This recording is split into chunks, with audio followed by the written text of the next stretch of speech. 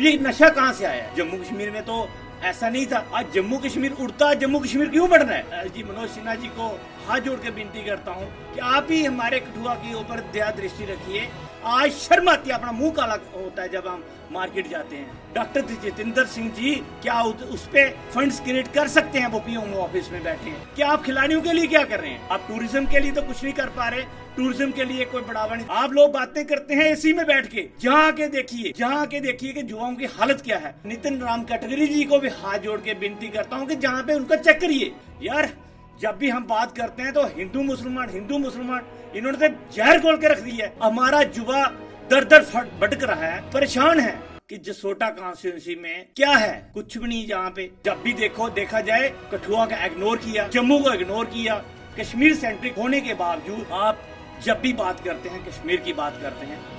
मैं Haripal Singh Jasrotia Bablu social activist आज दोबारा पार्ट 2 आपके सामने पेश करने जा रहा हूँ। पार्ट 2 में मैं ये बताऊंगा कि जैसे कि हमारे केंद्र सरकार ने जो 5 अगस्त 2019 को एक ब्लैक लॉ आर्टिकल 370 और 35A को ब्रेक किया था, एब्रोगेशन किया था, तो आज उसके 5 साल हो चुके हैं 5 अगस्त 2024 को। जहां पे 5 साल होने के बाद हम ये चाहते थे कि ये जो 370 35A तोड़ने का काम जो केंद्र सरकार ने किया है, तो वो जो जम्मू कश्मीर को केंद्र सरकार एक भारत के साथ जो अभिन्न अंग था उसको एक जोड़ने का काम किया। तो मैं आपके माध्यम से ये कहना चाहता हूँ केंद्र सरकार को कि अगर इन्होंने 370 जो 35A को तोड़ा है तो हमारे जो हक हकूक थे, जो हमारी जमीनें थी, जो हमारी नौकरी थी, वो तो उसका तो सत्यानाश कर दिया इन लोगों ने। आज देखा जाए तो बाहर के लोगों को जहाँ पे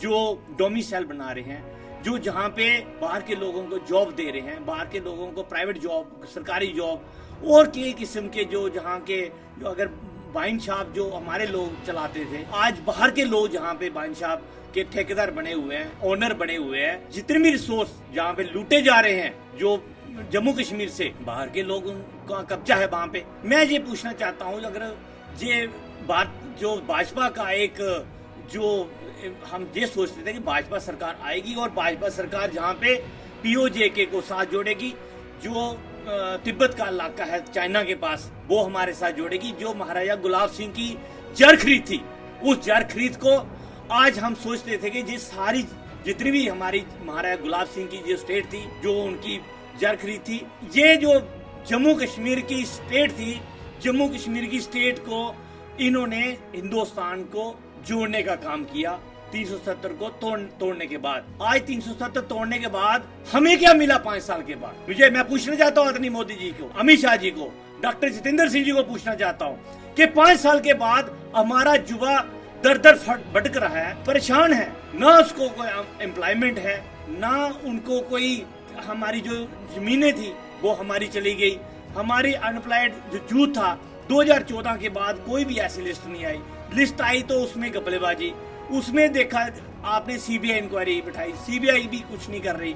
आज 2014 के बाद जो भी सरकारी जॉब जहां पे हमारे युवाओं को मिली, आज आपने देखा कि बिल्कुल लोग ओवरेज हो रहे हैं और हमारा युवा बिल्कुल परेशान है, बहुत ही परेशान है कि नौजवान क्या करे। घर वाले परेशान है, नौजवान परेशान है और सिवाय चारे के कि उल्टा इन लोगों को नशा परोसा जा रहा है। गांव में डोर टू डोर सप्लाई हो रही है। आए दिन में ये जो हमारे युवा हैं, ये रात को सोते हैं, सुबह उठते नहीं। कोई देखा जाए कि ये क्या कर रहा था, जरा गुम कोई नशा किया। ये नशा कहाँ से आया? जम्मू कश्मीर में तो ऐसा नहीं था। आज जम्मू कश्मीर उड़ता, जम्मू कश्मीर क्यों बढ़ रहा है? किसकी वजह से बढ़ रहा है? क्यों हमारा युवा नशा की तरफ जा रहा है? मेरा ये क्वेश्चन है। मैं ये चाहता हूँ अगर मोदी जी ने, हमारे भाजपा सरकार ने ये जो 370 तोड़ने के बाद अगर ये स्टेट जो हमारी महाराजा गुलाब सिंह की स्टेट को तोड़ा है, तो कम से कम हमारे जो 75 साल हमने ये जो आतंकवाद ग्रस्त जो हम जम्मू कश्मीर के लोग थे, युवा थे, तो इनके बारे में कुछ सोचना होता, सोचते। आज उनके बारे में कुछ नहीं सोचा आप लोगों ने। आज हम परेशान हैं, सब लोग परेशान हैं। आप देखा अभी आपने ये इलेक्शन अनाउंस किया है, अनाउंस करने जा रहे हैं। आपने नई सीट दी, 7 डिलिमिटेशन में सीट, 6 जम्मू में दी और 1 कश्मीर में दी। हम उसका भी धन्यवाद करते हैं, वेलकम करते हैं delimitation election commission of India का। आपने जसोटा कॉन्स्टिट्यूंसी बनाई, जसोटा कॉन्स्टिट्यूंसी में आपने, मैंने ये देखा कि जसोटा कॉन्स्टिट्यूंसी में क्या है, कुछ भी नहीं। जहाँ पे आप देखिए, जहाँ जसोटा कॉन्स्टिट्यूंसी जो आपने बनाई है, इसका नाम कठुआ नॉर्थ रख दिया। हमने फाइट करके इसको जसोटा कॉन्स्टिट्यूंसी के रूम में इसको लाया। तो मैं आदरणीय मोदी जी को एक ही क्वेश्चन करना चाहता हूँ कि आप हमारे युवा को क्या देना चाह रहे हो। मैं जितने भी जहाँ के युवा हैं उनको मैं बोलना चाहता हूँ कि आप जागो, आप समझो, आपको सरकारी नौकरी नहीं तो प्राइवेट नौकरी मिलनी चाहिए। जहाँ पे जो इंडस्ट्रीज लग रही है, मैं डेवलपमेंट के खिलाफ नहीं हूँ, मैं जहाँ पे जो डेवलपमेंट हो रही है हम उसका वेलकम करते हैं। कि जम्मू कश्मीर में इन्होंने स्पेशल पैकेज दिया, 28,200 रुपया जो करोड़ का जो पैकेज दिया, अब इसको बढ़ा के इन्होंने मोर देन 50,000 करोड़ का पैकेज आने वाला है सेकंड फेज में, और थर्ड फेज में एक पैकेज और आएगा। पर फायदा किसको होगा? हमारे जम्मू के लोगों ने एक 100 कनाल जमीन खरीद के कोई इंडस्ट्री तो नहीं लगाई। जम्मू के बाहर के लोग जहाँ पे जो इंडस्ट्री सेटअप कर रहे हैं,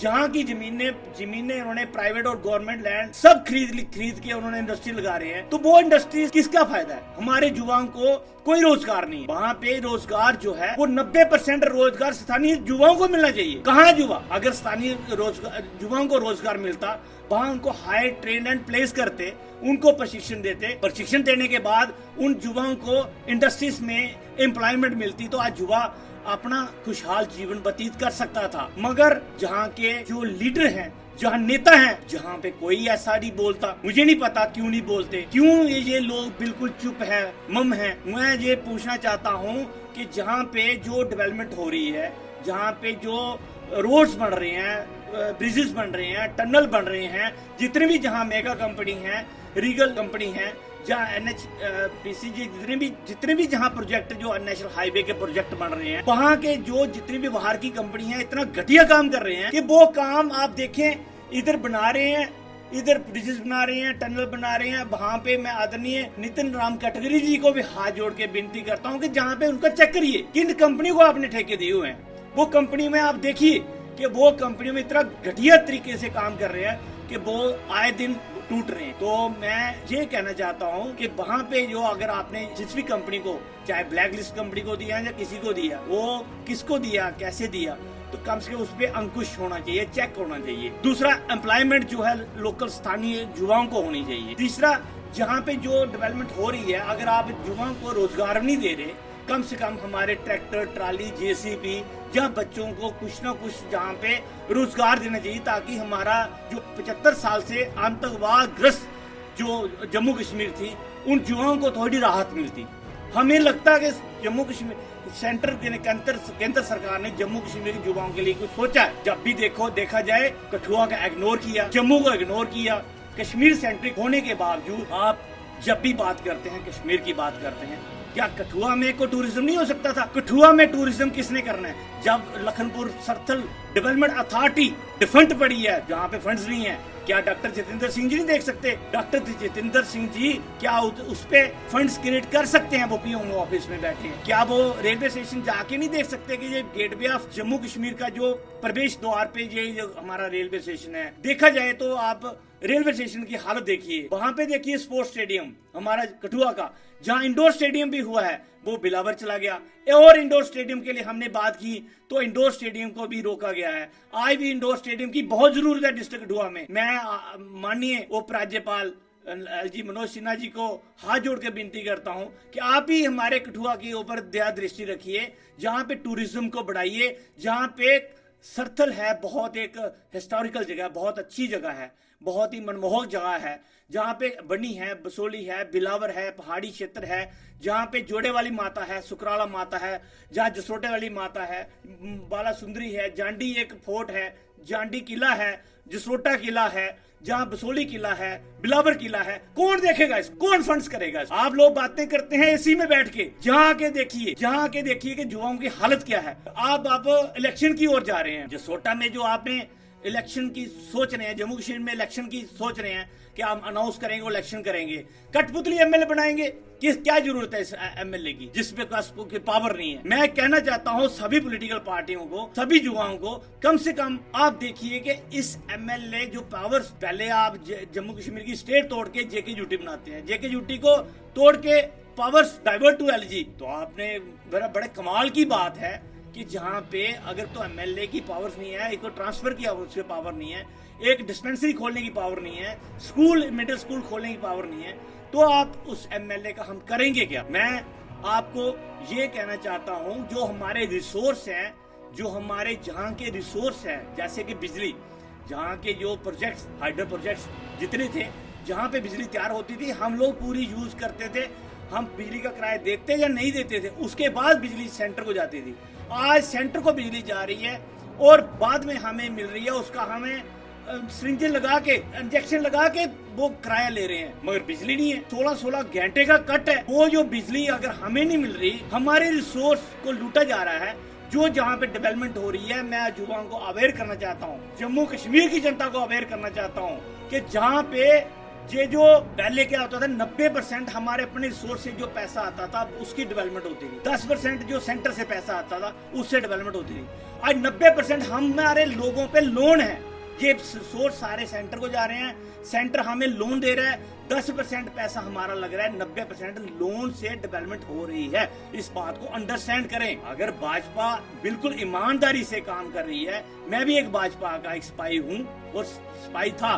पिछले हमारे बुजुर्गों ने ये भाजपा को सींचा है, अपने खून पसीने से सींचा है। आज शर्म आती है, अपना मुंह काला होता है जब हम मार्केट जाते हैं, जब हम जाते हैं गाँव में, हमें लोग पूछते हैं कि आपने भाजपा को वोट दिया, लाखों करोड़ों लाखों वोटों से हम जिताया, आज हमें क्या मिल रहा है? आज मैं आपके सामने रूबरू इसलिए हो रहा हूँ, कम से कम जो हमारे रिसोर्स थे उसको बचाया जाए, हमारी जमीनों को बचाया जाए, हमारे बच्चों की नौकरियों को बचाया जाए। उनके भविष्य के साथ खिलवाड़ हो रहा है। उल्टा वो लोग आज 49 रुपीज के साथ एक ड्रीम 11 खेल रहे हैं, ऑनलाइन गेम्स के साथ अपना फ्यूचर बना रहे हैं। वो आप मुझे बताइए, जो युवा ऑनलाइन फोन पे ऐसे गेम्स खेल रहा है वो कहाँ जाए? आपको पता है, मैं एक इंटरनेशनल खिलाड़ी हूँ। मैंने अंतर्राष्ट्रीय स्तर पर 21 गोल्ड मेडल जीते हैं, 2 सिल्वर मेडल, 1 ब्रॉन्ज मेडल जीता है। मैं ये पूछना चाहता हूँ केंद्र सरकार से और जम्मू कश्मीर की सरकार से कि आप खिलाड़ियों के लिए क्या कर रहे हैं? आप टूरिज्म के लिए तो कुछ नहीं कर पा रहे, टूरिज्म के लिए कोई बढ़ावा नहीं दे रहे, टूरिज्म के लिए आपको आपके पास फंड नहीं है। क्या खिलाड़ियों के लिए भी फंड नहीं है? आप खिलाड़ी, कठुआ का जो खिलाड़ी है, जम्मू कश्मीर का जो खिलाड़ी है, वो कैसे अपने आप को प्रमोट करता है डिस्ट्रिक्ट लेवल पे, नेशनल लेवल पे, स्टेट लेवल पे, नेशनल लेवल पे, कॉमनवेल्थ पे, ओलंपिया पे, और जहाँ पे उसके बाद अंतर्राष्ट्रीय लेवल पे खेलने जाता है। और किस लेवल पे, किस ग्राउंड में उसकी तैयारी होती है, कहाँ पे वो तैयारी करता है, किस जगह पे क्या वो प्रोटीन लेता है, कैसे वो अपने आप को तैयार करके इंटरनेशनल खिलाड़ियों के साथ, जहां हर सुविधा है विदेशों में, वहां लड़के जीत के जब आता है, तो जहां पॉलिटिकल लोग बिल्कुल मम हैं, शांत हैं, कुछ नहीं बोलते, कोई उनको सुध बुध नहीं है। तो मैं ये पूछना चाहता हूं कि कम से कम खिलाड़ियों के और थोड़ा ध्यान दीजिए, युवाओं के ऊपर ध्यान दीजिए, ताकि लोग, युवा जो है वो खेलों के माध्यम से अपना करियर बनाएं। तो मैं आज इतना ही आपके माध्यम से बोलना चाहता हूं कि जो भी जसरोटा कॉन्स्टिट्यूंसी, कठुआ कॉन्स्टिट्यूंसी, जहां कहीं भी आप खड़ा होना चाहते हैं, मैं जसरोटा कॉन्स्टिट्यूंसी के लिए खास कर ये बोलना चाहता हूं, क्योंकि इसका नाम हम लोगों ने चेंज किया। जय जसरोटा फोर्ट स्वाभिमान मंच बना के हमने इसका नाम चेंज किया था, कठुआ ना से जसरोटा। मैं सबको मंत्रित करता हूं, सभी पॉलिटिकल पार्टियों को, और जितने भी हमारे युवा हैं, माता हैं, बहनें हैं, बुजुर्ग हैं, सभी लोग आए एक प्लेटफॉर्म पे। जसरोटा रखें, बनोटी रखें, कठुआ रखें, जहां आप चाहते हैं वहां एक हम ओपन प्लेटफॉर्म पे डिबेट करेंगे। हम बताएंगे कि हमें क्या चाहिए, हमारे साथ क्या गलत हुआ है और हम क्या चाहते हैं, ताकि हमारे साथ आने वाला कल अन्याय ना हो। कोई भी बने और हमारे युवाओं के बारे में सोचे, हमारे बच्चों के बारे में सोचे, आने वाली जनरेशन के बारे। यार जब भी हम बात करते हैं तो हिंदू मुसलमान, इन्होंने तो जहर घोल के रख दी है, वो जहर हम घोलने नहीं देंगे। आज मेरा पार्ट 2 था। आप अपने विचार दीजिए, सुझाव दीजिए, अगर आपको अच्छा लगे आगे चलिए, नहीं तो रब रखा। जय माता, जय श्री राम, जय जसरोटा।